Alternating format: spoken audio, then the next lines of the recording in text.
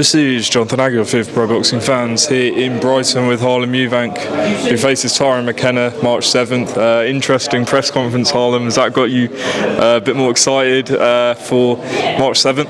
I was always excited. I know what he is, I know what he brings, and that's always a war. That's always his, 100%. He doesn't go in there and lay down. He comes in there and thinks that he's going to try and bring it, and I'm the one here to prove him wrong, and show him the reality. Just spoke to him over there. He said he's bringing a demolition job on March 7th, and he doesn't feel like you faced anyone anywhere near his level.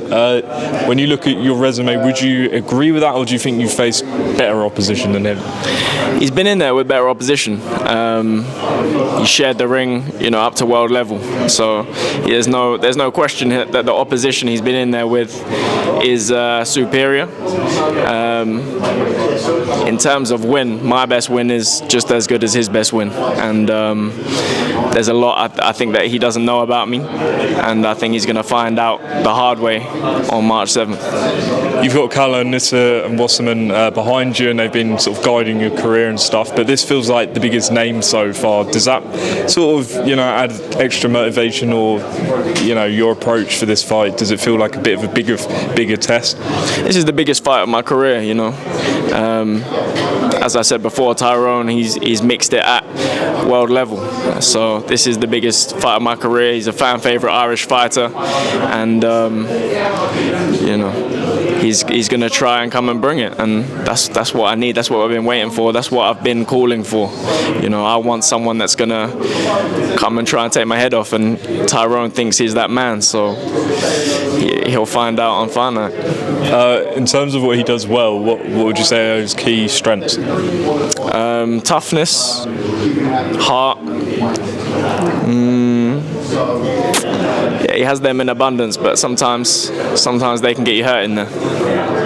Obviously, your uncle's part of big fights with Steve Collins. That Brighton and Irish rivalry kind of continuing here. Do you want to fight like that come March 7th? Hey, it's a massive. There's a massive history of my uncle and fighting the Irish and that rivalry. I love the Irish fans. They've got some of the best fight fans in the world, and this is their man. And I'm looking forward to continuing that legacy and that rivalry here. And it's going to ignite for a fantastic fight come March 7th. Obviously, we know there's an IBF title at stake here, and when I spoke to him over there, he said, "Look, maybe once I beat Harlem, I'll fight the winner of Crocker, Donovan, and that could be for a world title." So, for you, do you see that as your path to a world title?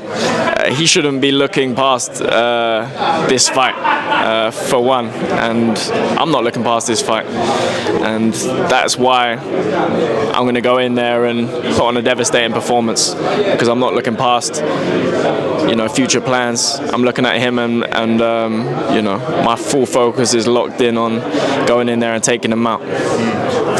Obviously, Kalle said in the press conference mentioning Azim and his fight this week. Does it still feel a bit frustrating that fight didn't materialise, or are you just sort of sick of talking about it? Of course, we tried to make it happen. It didn't happen, so that's completely out of the way now, and I'm locked in on Tyrone McKenna and charging down world title opportunity. If we speak again, say end of the year, where do you hope your career's at? I should be there or thereabouts to challenge for a world title.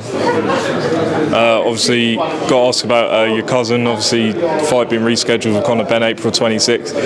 What's your thoughts on the fight? And have you spoken to Chris about it, and how's he doing? I just kind of follow the media on that side. I don't talk to Chris about who he's kind of got coming up fight-wise, but yeah, it's a mismatch. Chris is going to go in there and take him out, and people will realise after that all the hype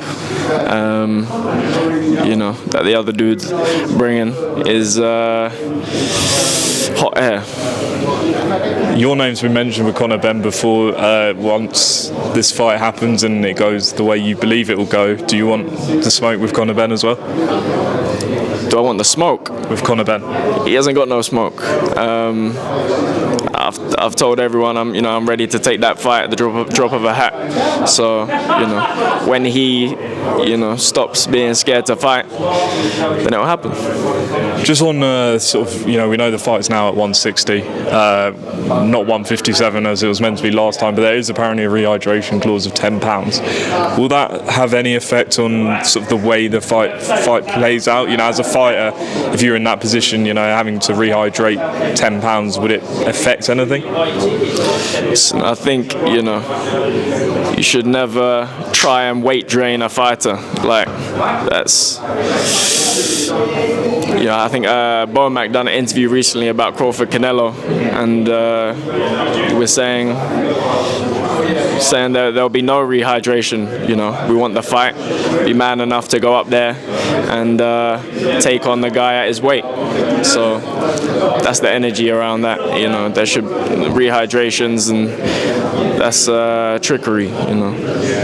Yeah, do you feel that's just a way of sort of dehydrating your cousin? So if you want to fight a man heavier, go up there to his size and have a fight. Just two predictions for you. Dubois Parker coming up February 22nd. How do you see that fight playing out? Interesting matchup, that one.